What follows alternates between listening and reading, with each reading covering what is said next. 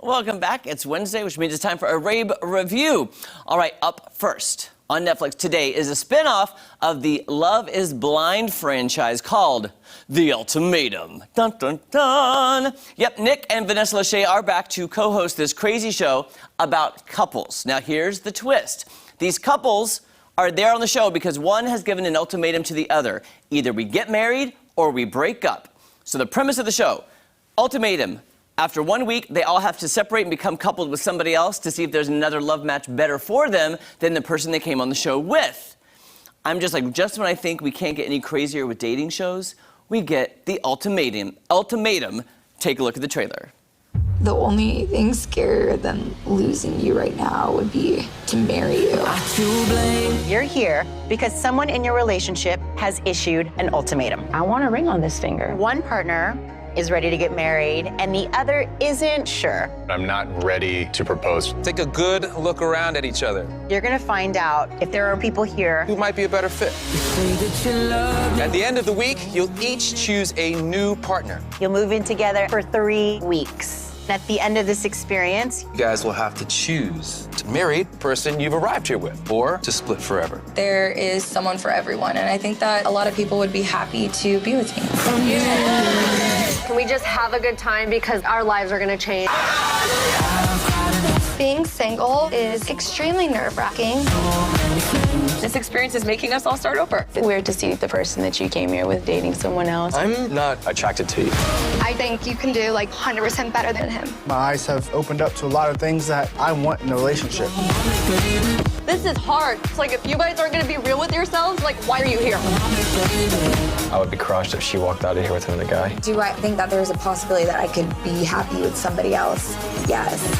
I definitely thought giving Jake the ultimatum would bring us together. It is doing the complete opposite. I like that song, though. Guys, here's what I want to say about the show. It's pretty slow, because they really want you to get invested with the people. There will be people you love. There'll be couples you love. There'll be people in the couples that you don't particularly care about. And it's a slow start, but episode 3 is kind of well worth it. Episode 3 kind of gets nitty-gritty with their coupling, and then it's slow again after that. But it is on Netflix as of today, The Ultimatum. I'm wondering if they're gonna have a reunion because I kind of want to see what happens after the final episode. But episode 3, crazy. And you're kind of like, I bet the producers were kind of scrambling after episode 3. So there you go. Okay, that's on Netflix. Up next is a show I had to go back and give it a second chance. It's called Julia. Now, here's the thing. I wanted to watch it and give it a chance because I love Julia Child. It's on HBO Max. It's about the life of Julia Child and how she got her famous cooking TV show. Like, if you remember the movie Julie and Julia, it was about her getting her book published, the French chef book, you know, The Art to French Cooking. Anyway, this is about her getting the TV show. By the way, one of the very first cooking shows ever in the history of TV. Now, everybody was talking about it, so I said, I'm gonna give it another chance. So I went back and started watching it, and I'm so glad I did. It's really cute, really good, and it's very informative. It's also a Google show because you have to Google if it really happened. Take a look at the trailer for Julia. You look lovely this morning. Not camera ready, as they say. What are you going to talk about? I guess the book. Before everyone forgets about it completely. At this stage of my life, I want to feel relevant. My guest this afternoon writes cookbooks. Maybe we'll rename our little program What My Wife's Been Reading. Welcome, Julia Child. What a lovely introduction. And I've come just in time. What is she doing? Are you all right down there? You were a treasured guest in living rooms all over Boston. Wait till your charms are ripe for the... Oh, you're not afraid of a little flame, are you? I suppose I'll have to get used to sharing you. Everyone wants you. You ain't left the ground. My advice, enjoy the ride. Wait till... Why do you call it the French chef? You're not French. Wait till I... She mugs like she's Lucille Ball. Be a lady. I am a lady, Dad, just not your type.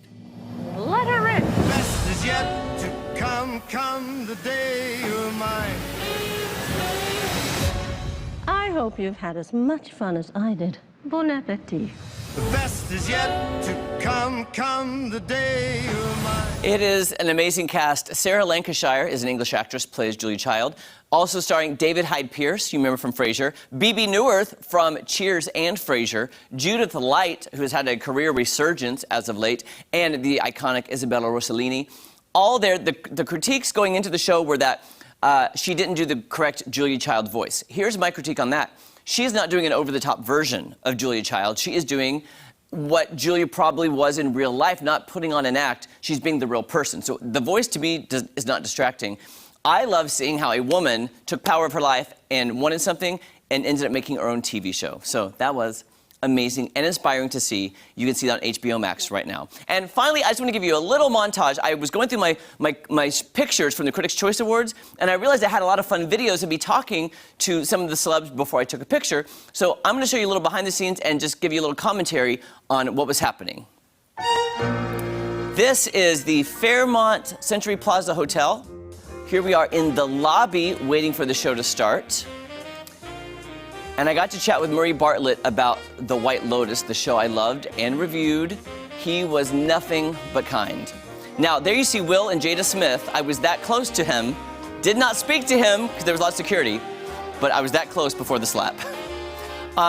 Nicest person ever, Melissa McCarthy. She was engaging, talked to me for quite a while, actually. And some people asked me what we were talking about, but I was kind of nervous. I don't remember, actually. The incomparable Molly Shannon. I had met her a couple years ago at the Critics' Choice, and we got to chatting, and I told her how much I loved the other two, and it was my show of the year last year, and she was so kind. There's me talking with Rita Moreno, icon, eating her dinner, and of course Ralph Macchio from Cobra Kai and The Karate Kid, who is also nothing but lovely. I had such a great time chatting with him, and he told me to tell my brother hi from him. Sandra Oh was the highlight of my life. She was the best, most gracious. We talked for a very long time until Amanda Peet came and disturbed our conversation.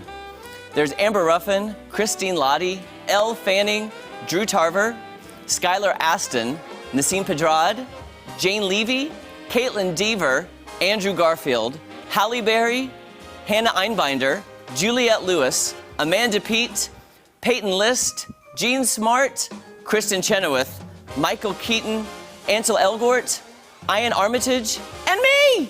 I got to go! Guys, thrill of a lifetime. It was so much fun. I just wanted to get all the footage I could out of this. Thanks so much for all of the love and support on social media. I do appreciate it. So much more fun on Ozarks Fox AM right after this.